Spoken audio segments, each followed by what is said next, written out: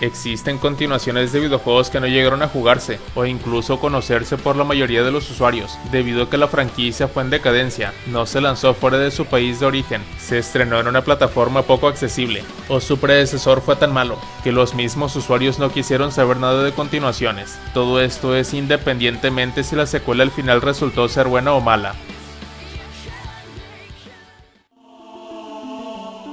Lara Croft Tomb Raider de Prophecy es un videojuego de acción y aventuras lanzado en 2002 para el sistema portátil Game Boy Advance, basado en la popular franquicia Tomb Raider. En este juego, una secta malvada llamada Tech Dubores está tratando de robar las piedras mágicas que, según se dice, contienen una magia poderosa. Controlarás a Lara, entrando a las peligrosas ruinas llenas de trampas y resolviendo acertijos. A diferencia de los juegos anteriores de Lara, este presenta una perspectiva isométrica y un nuevo estilo de combate que se adapta a la nueva perspectiva. Incluso fija a los enemigos cuando se desvainan las armas, lo cual es muy útil.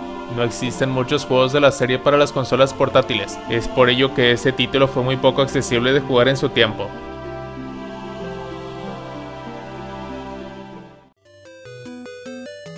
Antes de que alguien se apresure a comentar para decir que es bastante obvio que Tetris tiene una secuela, porque hay como 300 juegos de Tetris diferentes. Pregúntate, ¿cuál se anuncia como una secuela oficial del juego original? La respuesta es ninguno de ellos, porque prácticamente todos los juegos de Tetris jamás lanzados son una copia de la versión original, lanzada en 1984. En 1989 se lanzó la primera secuela oficial del mundo de Tetris, el juego de rompecabezas en 3D Weltris. Si no tienes idea de qué es Weltris, no sorprende, ya que casi nadie la tiene, aunque el juego recibió excelentes críticas, y los críticos elogiaron ampliamente su jugabilidad. Rápidamente se desvaneció en el olvido, sin que muchos supieran de su existencia.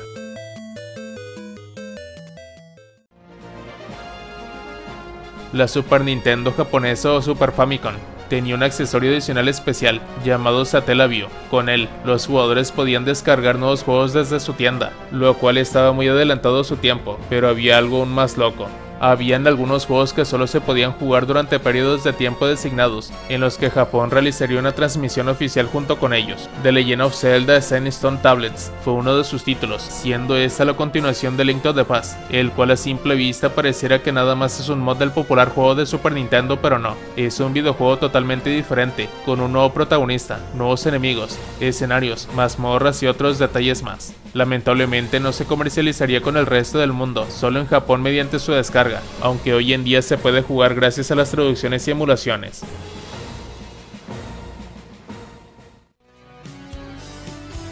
La serie Final Fight de Capcom es uno de los juegos de desplazamiento lateral beat'em up más entretenidos, que funciona tan bien porque no intenta hacer algo que no es. Final Fight Revenge de Sega Saturn decide transformar la serie en un combate uno contra uno, que no se puede comparar adecuadamente con otros títulos importantes de Saturn en este género, como Virtua Fighter. Final Fight Revenge merece puntos por ambición, pero el nuevo género y el cambio de imagen 3D no le hace ningún favor a la serie. Revenge nunca se lanzó fuera de Japón y la versión Dreamcast fue cancelada, lo que la convirtió en una nota a pie de página olvidada en la franquicia Final Fight.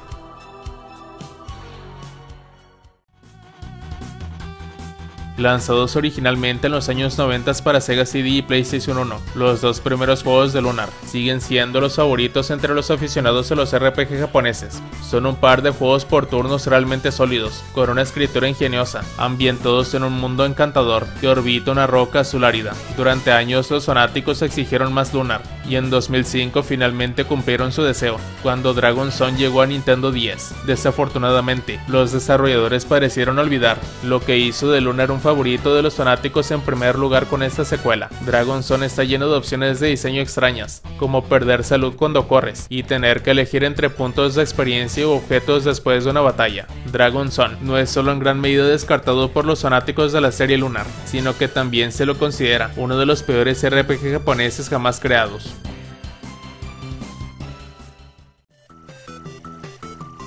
Burger Time fue un gran éxito para Data East en 1982. El juego se transfirió a innumerables consolas y computadoras domésticas, y cualquiera que haya crecido en los años 80 probablemente tenga buenos recuerdos del juego. Peter Pepper's Ice Cream Factory siguió la misma fórmula que su predecesor, pero asignó a los jugadores la tarea de ensamblar conos de helado de gran tamaño, en lugar de construir hamburguesas gigantes. Peter Pepper no tiene forma de atacar a sus enemigos en esta entrega, pero potencialmente podría evadirlos con su nueva habilidad de salto. Esta entrega era incluso más frenética que Burger Time, pero nadie tuvo la oportunidad de jugarlo.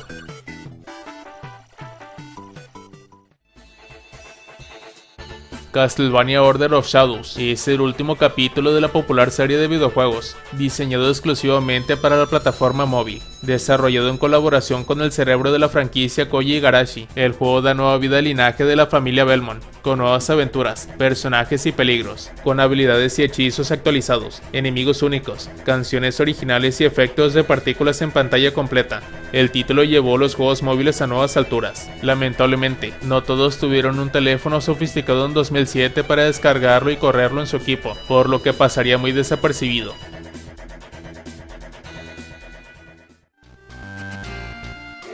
Los cartuchos de juegos tenían muchos problemas, como la falta crónica de espacio, pero también permitían algunas innovaciones realmente únicas. Una de las más novedosas fue el sensor de luz de Bokai, surgidos de la mente de Hideo Kojima. Los juegos de Bokai son juegos de rol de acción protagonizados por un cazador de vampiros, pero con el toque de que el juego es mucho más fácil de jugar durante el día, ya que puedes recargar más fácilmente tu arma solar con el sensor. Si te quedas sin luz, tendrás que evitar a los enemigos. Los dos primeros juegos de Bokai se lanzaron en los Estados Unidos con gran éxito de crítica, pero las bajas ventas del segundo juego significaron que Bokai 3 nunca se lanzó fuera de Japón.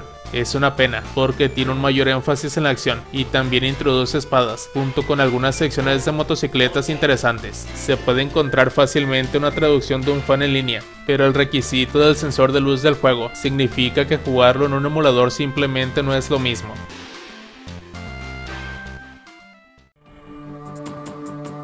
Altered Beast Guardian of the Realms, desarrollado por los ya desaparecidos 3D6 Games y publicado por THQ, es una secuela de Altered Beast, lanzado para Game Boy Advance al estilo del juego arcade original. Agrega nuevas características como potenciadores, nuevas fórmulas de bestias y entornos destructibles. En este juego, el jugador controla a un guardián revivido por Zeus para detener a Arcanon. Es otro juego de lucha que se desplaza automáticamente y, según las críticas, no hizo muchas cosas nuevas para revolucionar la serie, quedando con ello en el olvido.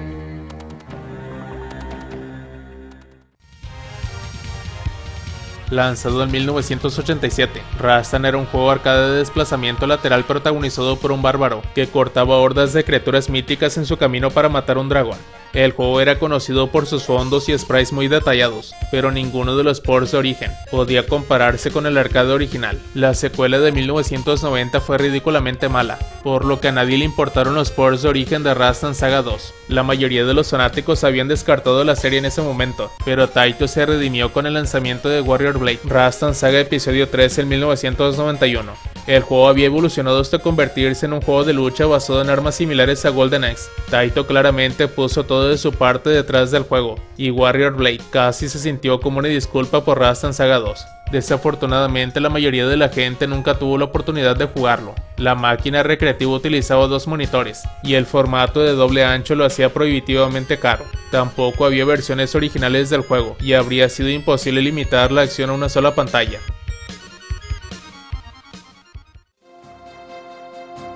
El Dragon Force original sigue siendo una de las mejores razones para tener una Sega Saturn, en parte juego de rol y en parte juego de estrategia en tiempo real. Elige entre uno de los 8 gobernantes que compiten por el control de Leyendra y buscan hacer crecer su reino mediante negociaciones o batallas. Puedes enfrentar 100 tropas de dragones contra 100 zombies en el campo y verlos hacerlo en todo su esplendor basado en sprites. La secuela exclusiva de Japón se parece mucho al primer juego, no necesariamente es algo malo, pero con más habilidades y la opción de tener 2 tipos diferentes de unidades de tropas luchando por ti en cualquier batalla.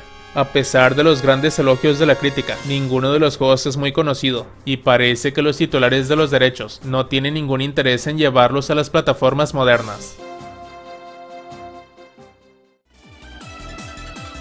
Excitebike ha sido una serie de carreras confiable para Nintendo, cuyos orígenes se remontan a la consola de Nintendo NES. Excitebike pasó por un importante cambio de marca tras el lanzamiento de Wii con Excitruck. La secuela de Excitruck para Wii adopta un enfoque muy creativo, con Excitebots Ride Racing. Los jugadores corren en robots con formas de animales, donde los trucos aéreos son los reyes. Es una reinvención radical de la serie Excitebike, que apenas se parece al juego original. En realidad, Excitebots obtuvo buenas críticas e hizo un gran uso de los controles de la Wii, pero nunca se lanzó comercialmente fuera de Norteamérica, y es una joya escondida en la popular consola de Nintendo.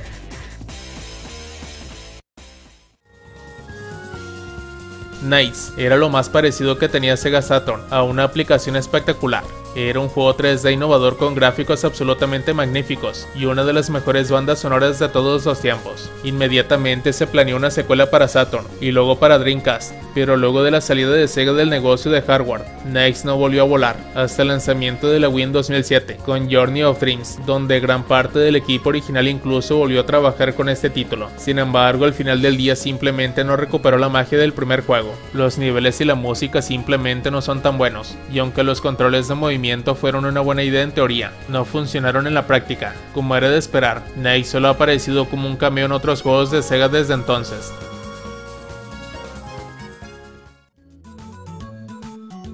Después de Bubsy 2 y antes de la conocida Bubsy 3D, hubo otra secuela de Bubsy. Era exclusivo de Atari Jaguar, por lo que es casi seguro de que nunca lo hayas jugado. Bubsy Infractor Fairy Tales estaba ambientado en varios escenarios de cuentos de hadas muy usados y presentaba una jugabilidad en 2D, como la de Bubsy 1 y 2. El diseño de niveles es decepcionantemente básico, y la detección de colisiones en las plataformas era delicada. Es por ello que a comparación de los otros títulos, este no se destacaría mucho debido a sus fallas y malas críticas en su época. A menos que sea emulado o comprándote un Atari Jaguar que funcione, esta entrega es imposible de jugar.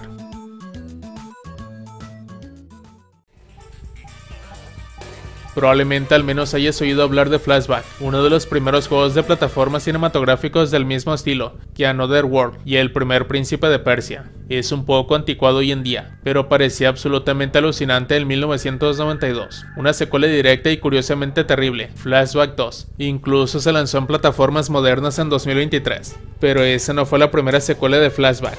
Fade to Black está protagonizado por Conrad Hart, el protagonista del primer juego, pero traslada la acción a 3D y abandona el nombre Flashback. Fue ampliamente elogiado en el momento de su lanzamiento en 1995 y la animación se mantiene bastante bien hoy en día. Desafortunadamente este es un juego muy difícil al que volver ahora, ya sea que consultes la versión de PlayStation 1 o el PC.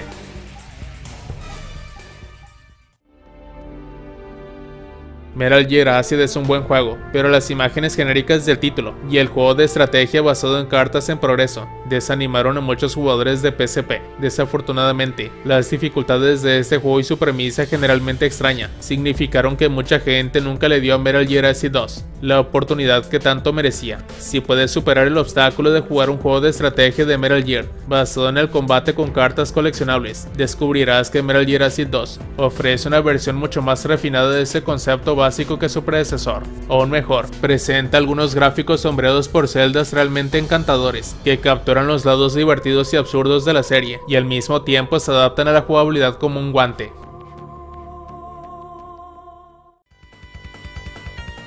La mayoría de la gente al menos ha oído hablar de Outrun 2, y posiblemente hayas oído hablar de Turbo Outrun si te gustan los juegos arcade de los 80s, pero Outrun 2019 probablemente lo hayas pasado más desapercibido. Outrun 2019 es una pseudo secuela de Outrun exclusiva para la Sega Genesis, que tiene lugar en el futuro. Así es, en 1993 el 2019 iba a ser un año muy futurista. El objetivo es correr contra un límite de tiempo en un coche propulsado por un cohete a lo largo de 4 etapas diferentes alrededor del mundo. Tiene la tradicional bifurcación en la carretera al final de cada etapa, e incluso presenta un convincente efecto 3D, por el cual las carreteras aparecen debajo del paso elevado por el que estás conduciendo, antes de unirse sin problemas un poco más adelante. Es un título que tuvo sus detalles, pero sí es recomendable para los fanáticos.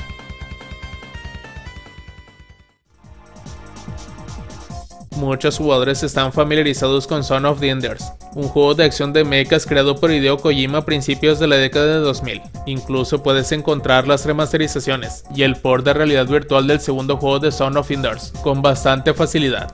The Feast of Mars solo se lanzó para Game Boy Advance en 2002 y es radicalmente diferente de los otros juegos de Son of the Enders. La historia se cuenta en un formato episódico similar a un anime, y el combate es por turnos y en primera persona. A pesar de los cambios, es un excelente juego de estrategia por derecho propio, y es un poco sorprendente que Konami no lo haya relanzado de alguna forma, dado lo fácil que sería portearlo.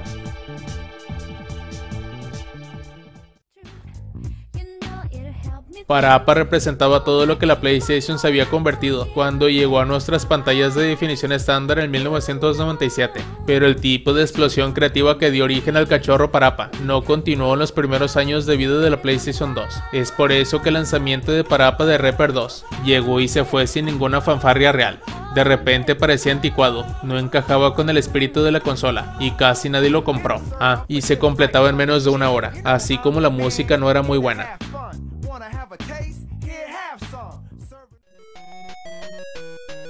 Lanzado a mediados de los 80s por SNK, Athena nos brindó una de las primeras protagonistas femeninas fuertes de los videojuegos. Después de abrir la puerta que no debería abrirse, la princesa Athena fue transportada a un lugar mortal y privada de su ropa. Afortunadamente, la princesa ligera de ropa pudo obtener una nueva armadura pateando los monstruos. Full Throttle fue una secuela directa del juego de arcade original y tenía un fantástico sentido del humor. La mecánica del juego en Full Throttle se basó en gran medida en el primer juego, pero los jugadores ahora tenían dos personajes sexys para elegir. La secuela tardó 20 años en desarrollarse, pero la mayoría de la gente nunca la jugó, ya que fue lanzada exclusivamente para dispositivos móviles japoneses.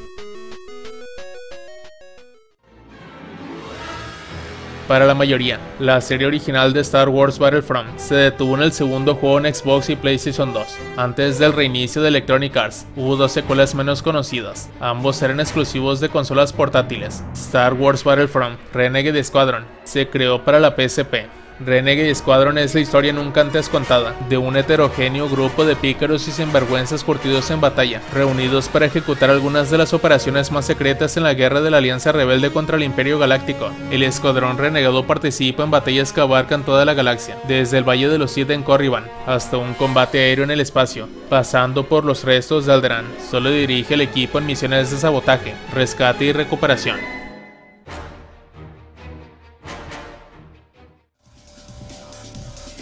Space Invaders es el juego arcade más importante de todos los tiempos. A raíz del éxito sin precedentes del juego, el mercado se vio inundado de clones no oficiales e imitaciones sin inspiración. Algunos juegos como Galaxian de Namco intentaron basarse en la fórmula de Space Invaders, pero Space Fever de Nintendo fue tan derivado como parece. La premisa básica consistía en derribar oleadas de cazas alienígenas que descendían constantemente desde arriba. Al igual que en Space Invaders, los jugadores podrían buscar refugio detrás de barricadas destructibles o ganar puntos extra destruyendo un ovni, que periódicamente volaría por la parte superior de la pantalla. Después del lanzamiento del juego en 1979, se olvidó rápidamente y Nintendo nunca volvió a mencionarlo, hasta que lanzaron sigilosamente una secuela. Space Fever 2 fue un minijuego secreto incluido en el periférico Game Boy Camera en 1998. El juego usaba muchas de las mismas mecánicas que su predecesor, pero cada una de sus 3 etapas culminaba con una pelea épica de un jefe contra una cara digitalizada flotante.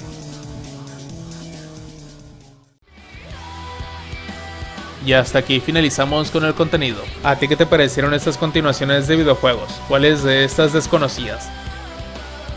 Si el video te gustó, dale like y suscríbete. Nos vemos hasta la próxima.